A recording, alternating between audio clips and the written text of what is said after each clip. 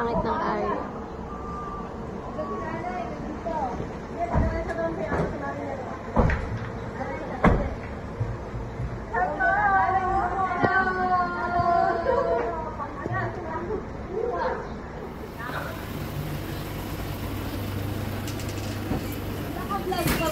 Hi! Oh, paano yan? Ito si Nanay, nandito. Sige, padiretso doon si Maring Merna. Diretso doon. Hello! Hello! Hello! Ano na sila? Vlog yan, naka-vlog. Kaya sila Maring Merna nandun. Naka-vlog. Pasok! Una, nasundan pa namin kung saan nanalito na kami sa loob. Ay! Hello! Hello! Sige, pasok! Diretso kayo doon. Ano, Jeng? Pasok! Wow! Ay! Wow! Bless you, tita, bless. Buksan mo naman, pasok tayo. Kasi nagbibideo pa ako. Recording pa yung board ko. Unala ko natin plaka natin.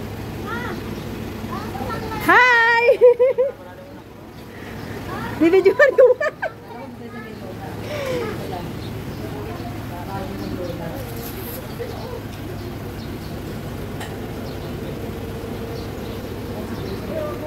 Sige, pasok kayo. Sige, papasok. Ba't talaga kami? Pasok kayo sa aming bahay, Kubo. Diretso na lang doon, oh. Ha? Ako pa yung nagbablog. Kanina pa, alam nyo si Google, nalilito. Kaya ako sabi ko, nilito. Hello, good morning po. Ito po. Kami kanina, paikot-ikot kami ro kasi every time na iikot kami, nagkabalik. Sige pa, opo.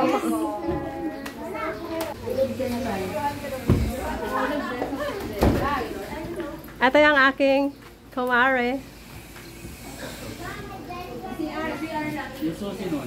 Mare, kaya mo dito? Kaya mo dito? Pasok. Kaya sa aking bahay ko. Maganda pala ng bahay na rito. Maliit nga lang. Ano pa ba? Ay. Ito, nagbablog ako. May labahan na talaga dito. Wala nang labahan, Mare. Wala nang labahan. Ha? Ano ka na pasok? Nagbablog kasi ako. Nagbablog ako. Oh, di ba? House. Parang di ko lang puntahan to, Mare. Ha? Ate Mena, parehas tayo. Parang nakakalito. Parang kahilo. Akyat, Jeng, akyat. Wala nang upuan. Nahilo ako eh. Teka lang. Jeng, no? Mare, opo. Maliit lang yan. Opo.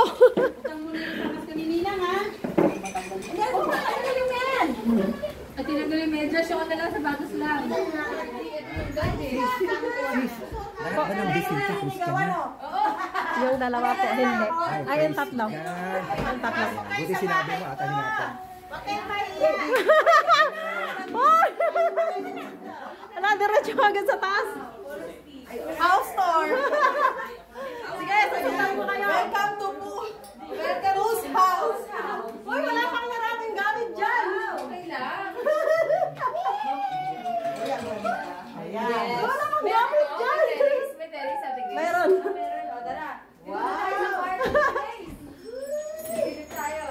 So, Winnie the Pooh, si Pooh, and Sinuga na. Mare, wala pang ayos. Okay lang, Mark. Hindi pa tapos.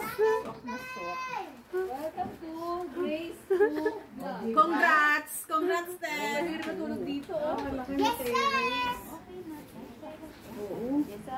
Wala pang Te, mahilit pa. Malamig nga ako si Teres, oh. Buksan mo lang pala to. Kahit maglagay ka pala ng screen dito, te. Oo.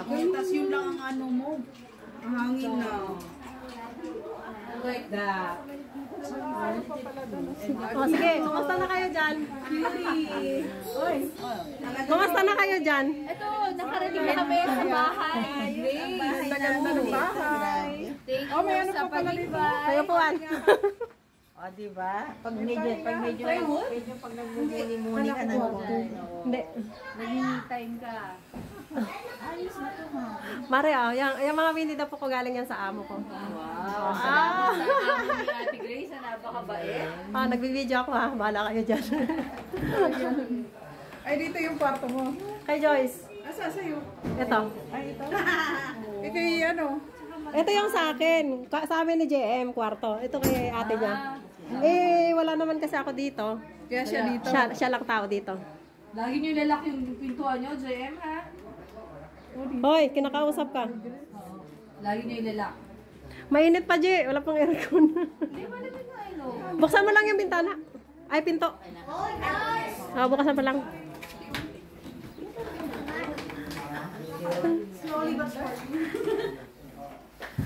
Hello Kitty naman dito. Ito naman si Joyce. Si Hello Kitty girl. Grabe. Grabe yan na, Mare. Ayan, Nasa Disneyland. Ate, binigyan na naalala ni ko Lord. punta tayo ng ano. Hindi pa tayo pumasok. Saan tayo punta? Disneyland ba yun? Oo, sa gate lang. Nag-picture lang Ganito tayo. ka lang yung sa akin, oh. Ganito? 80 to.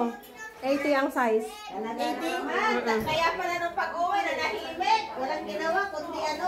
Papaganda dito. Walang ginawa kundi ano kasi nanahimik. Hindi, kaya nanahimik muna. Ganda ng kortina mo ah. Matagal na yan. Hindi niyo nakita yung Santa Maria Medical Center? Hindi kasi Yayamanin. tingin ng tulog, kaya ako lalong nahirapan. Ganda naman Kasi ang nga, frame niya. ang layo ng init natin. Ayun, ano pa pala, Timmy? Ayun, baka kagaya sa'yo, no? Oo, gano'n lang. Local yun. Hindi, dito lang sa ano, binili ko. Divisoria. Oo. Hoy! Dumiretso na talaga sila doon. Hindi pa tapos yan. Magulo. Wow. Welcome to Facebook Kitchen. Nagbisbata sa kusina, pumasok na sila. Sabi Hindi niya, pa tapos. Mari Miller, ready namin eh. Wait na yung ref. Bago. Yung ref, di mo binuksan. Buksan natin. Ano lang? Buksan mo yung reg. Hindi mo pinuksan. Walang laman. Wow. Wawa sa may Iba iba na na. naman ako. Iya. Anong meron? Anong meron? Chocolate. Wala baka meron pa na. Ha? Mga ose! Okay, banyo naman, banyo. Hoy! Saan ang banyo? Ayan, sige. Wow! Ito mo na. Mars, ito ako. Russia. O, totoo. 1, 2, 3.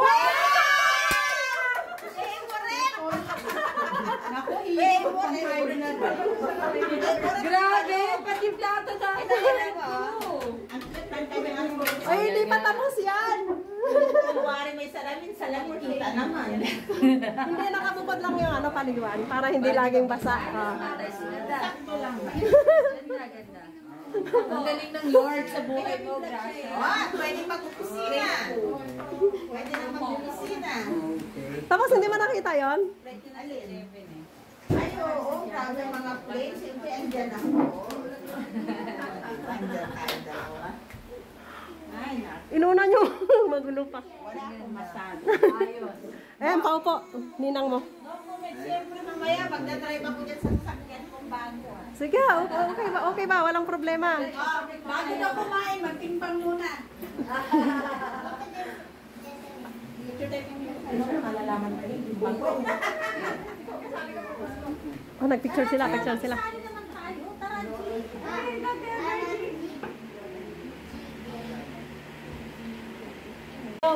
Ayan na, okay na.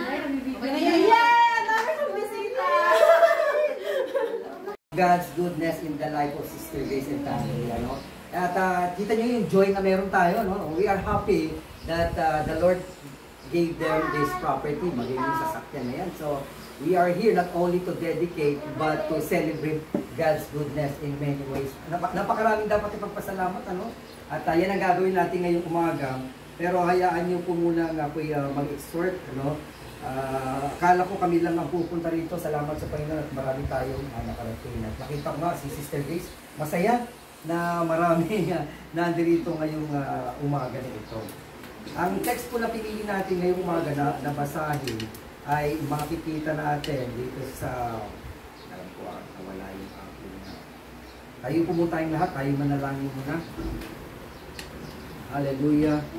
Panginoon, kami po ay nagpapasalamat sa sobra biyaya na binibigay mo sa bawat isa sa amin. Salamat po sa kalakasan, kasiglahan na binigay mo sa amin upang kami ay makasama rito sa pagdiriwang at pagdedicate ng bahay na ito. Ama, patuloy mo kaming pangunahan, linisin niyo po ang puso ng bawat isa sa amin, ihanda niyo po kami para sa pagsamba sa iyo sa pamamagitan ng pagtunghay namin sa iyong salita at maging sa pananalangin ng pasasalamat mamaya. Ito po ang aming hinihingi sa mga sandaling ito sa pangalan ni Jesus. Amen. Makakaupo na po tayo. Psalms 127 verse 1. Sino po ang pwedeng magbasa? Dahil akong nakaredy. Psalms 127 verse 1. 127 verse 1. Sabi po,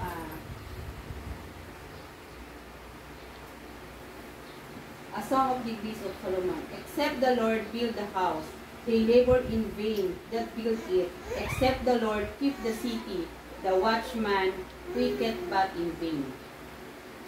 Amen. Amen. So gaya na sinabi ko kanina, tayo ay pinahintulutan ng ating Panginoon na pumunta rito hindi lamang para i-dedicate, hindi lamang para kumain, ano? Kung hindi papurihan ng Diyos sa kanyang kabutihan, ano, sa buhay nila, Sister Grace, ng kanyang buong pamilya. Napakaraming tao humihingi ng bahay, humihingi ng sasakyan, ano? Hanggang ngayon ay wala pa sa kanila. Pero siyempre tayong mga anak ng Panginoon, ibibigay niya rin yan at the right time. Kasi dumating yung time ninyo, no? Ito na. At siyempre dumating yan dahil sa sipag din naman, no? Sakripisyo. At lahat ito ay tinitingnan ng Panginoon. At dahil din naman sa iyong katapatan ng pagsiserve kay God at sa pagkakalob sa iyong kanyang gawain, ay binigay niya ang kanyang nararapat na pagpapala sa inyong pamilya.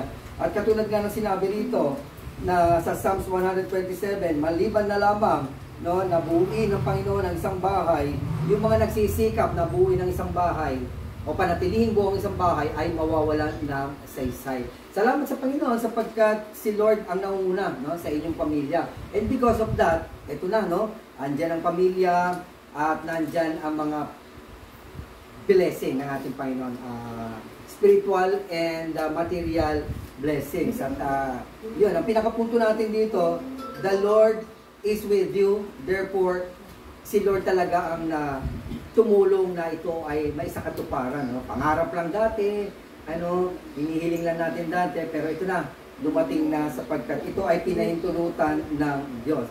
So ibig sabihin, pag hindi pa dumarating ang mga hinihingi natin sa ating Panginoon, ay hindi niya pinapahintulutan. Pero sa bawat isang mananampalataya ng Panginoon, ay kalooban niya na magkaroon ng tinatawag natin na pag-unlad o prosperity. Andun po ako sa prayer meeting natin sa overnight, sa Word of Hope Central. At ito rin sinabi ko sa kanila, na kalooban ng Panginoon, mali yung paniniwala, no, na kapag ikaw ay maglilingkod kay God, at kapasok ka sa monasteryo, kumbento, kinakailangan yung kayamanan mo, ibigay mo, no, lahat sa simbahan. Kasi nung unang panahon po, sa Europa, pangunahin, kasi doon naman nagsimula ang malawakang, siyempre nagsimula yan doon sa Christianity. It came from the Jewish people, through Paul, napunta muna sila sa Asia, and then later, lumaganap ng gusto ito sa Europa. At dun sa Europa, kumalat ang religion na nagtuturo na kung ikaw ay maglilingkod kay God, kinakailangan dumanas ka ng pagdurusa, pagdarako. Kaya kahit mayaman ka, give your wealth to the church. Yan pong utos nila, and these are documented stories. Patungkol sa mga ganon, anak ng mayaman, pinasok na magsilbi kay God, no? Doon nagdusa sila, minsan nagugutom. Yung kayamanan talaga nila, binigay, no? Pero hindi yun ang kalooban ng Diyos. Totoo na dapat tayo ay haharap sa problema, katulad ng ginawa mo. Ang laking sakripisyo niya, nasa ibang bansa ka, no? Sigurado, isang buwan na, iyak ka pa rin ng di ba? O siguro, balde-balding luha ng pero ito ay mga kasama sa ating kinakailangan harapin. Pero, yung pagdurusa na yan, ay kasama rin naman sa inihahandang pagpapala ni God sa atin. Dahil gusto ni Lord na pagpalain ng bawat isa sa atin. Sabi sa sa John 10:10, ganito na, no? Ang sabi sa John 10:10 ay ni Jesus, yung kalahating part po ng kanyang sinabi, I came that you may have life and that you may have it abundantly.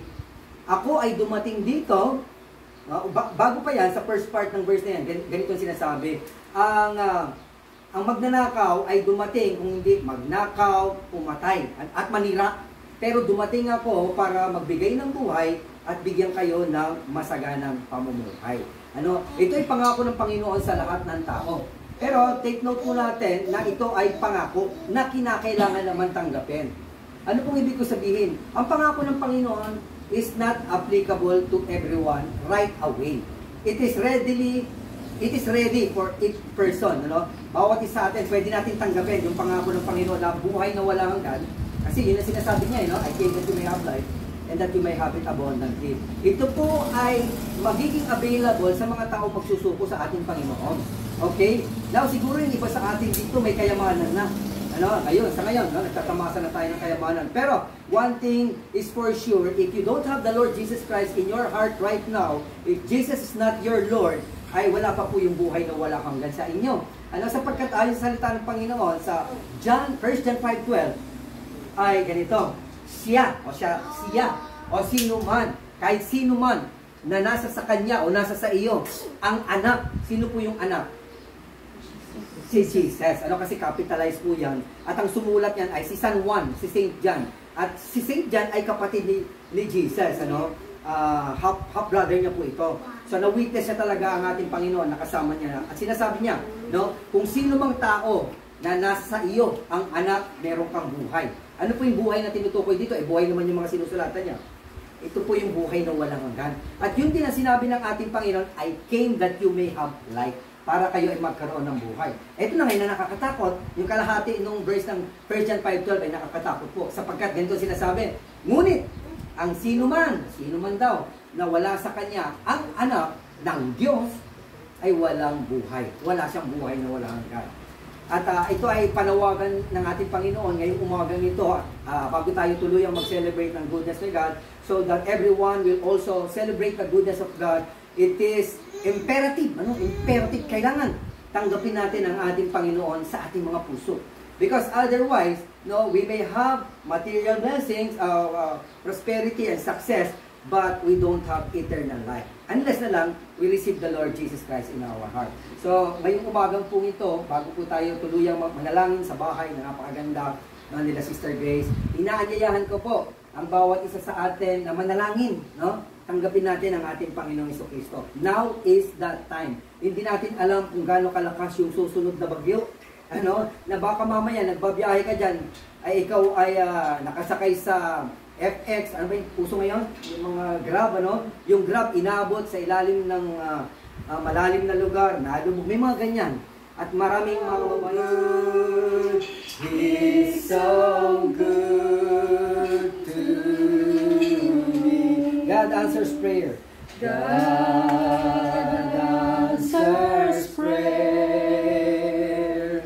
God answers prayer.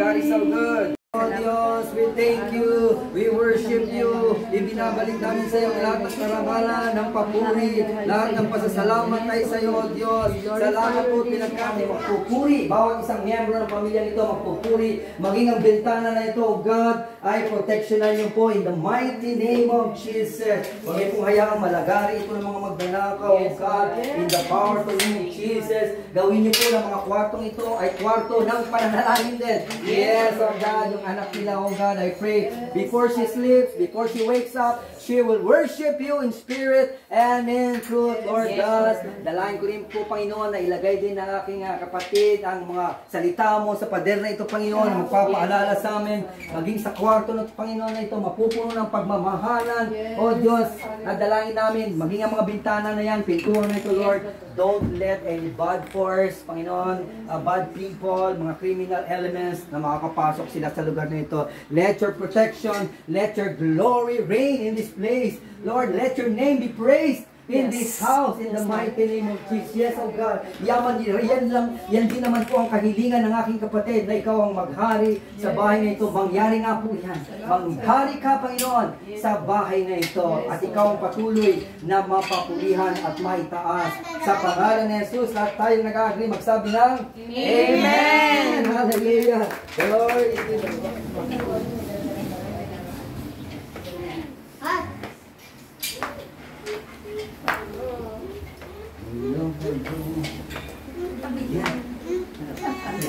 Pagpapray natin pagkain. Pagkatay natin, please. That pala ako yung videographer eh. Lord, salamat din po sa pagkain na yan. Basbasan niyo po ito, gawin mo kalakasan. Hayaan mo na bawat isang susubo ay punong-puno ng pagpapala na nanggagaling sa iyo, Lord. Punong-puno ng kagalangan, Panginoon. At ang habang nag-uusap-usap, nagkikwentuhan, ang sa ikararangal lamang ng iyong pangalan, ang aming mapag-uusapan. Walang maging ibang bida, Panginoon, kundi ikaw lamang. Ama, ikaw ang mapapurihan sa pangalan ni Jesus. Amen. Amen. Tulong ka na doon.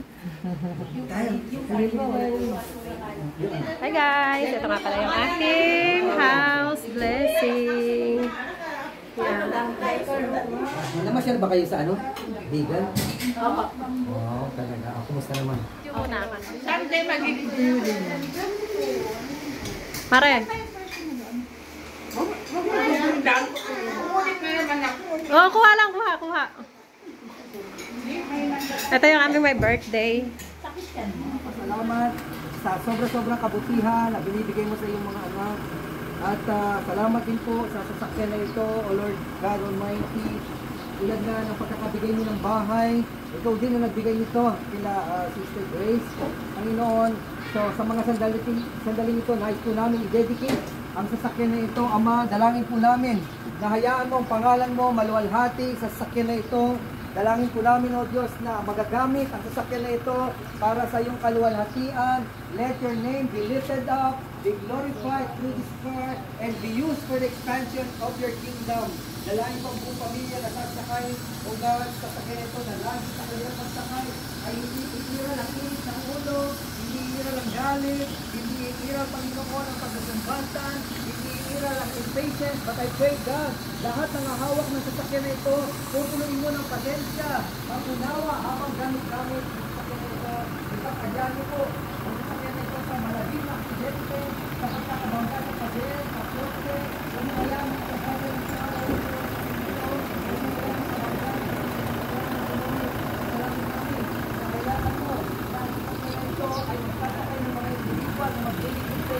Dalangin din po namin, Panginoon, na ang mga sasakay sa sakyan na ito, makakakilala sa iyo.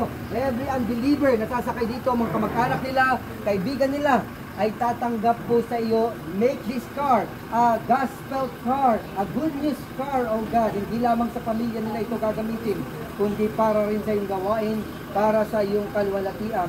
And we pray also, Lord, for your provision sa ipambabayad sa monthly ng sasakyan ito kung hindi man ito cash pa. But kung ito man ay cash na, we pray, Lord, yung pang-maintenance nito, patuloy niyo pong i-provide. Tulungan niyo po sila na monthly, maalagaan ang change oil, Panginoon, ay hindi nila makalimutan. At dalangin namin, Panginoon, na hayaan mo na habang sila ay nakasakay dito, sila ay tuloy-tuloy na magpupuri sa iyong dakilang pangalan. Sila ay aawit, sila ay mapupuno, Panginoon, ng pag-asa habang minamaneho ang sasakyan na ito. Lahat ng hawak ng sasakyan na ito, Lord God, tuloy-tuloy ng wisdom kung paano mag-dedicate sa panahon na magiging traffic, sa panahon, Panginoon, na mahirap pagbigasyon sa kalsada.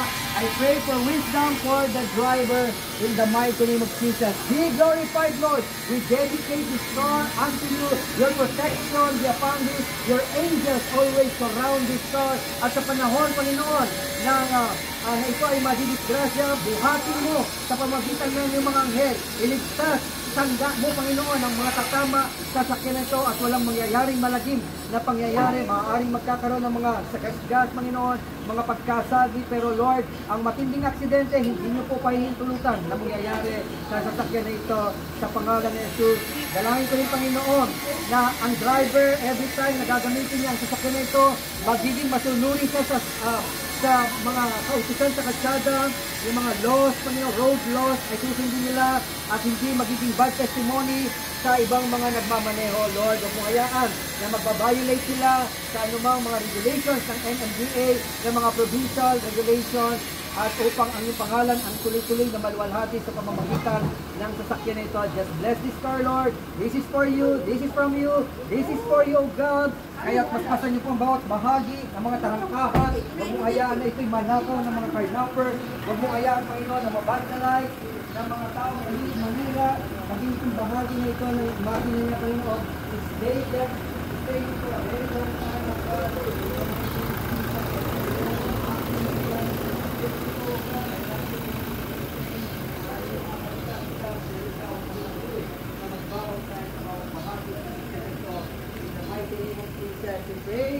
Amen. Amen. Yung mga gasgas, hindi naman mawawala yan, hindi maiwasan yan. Ano?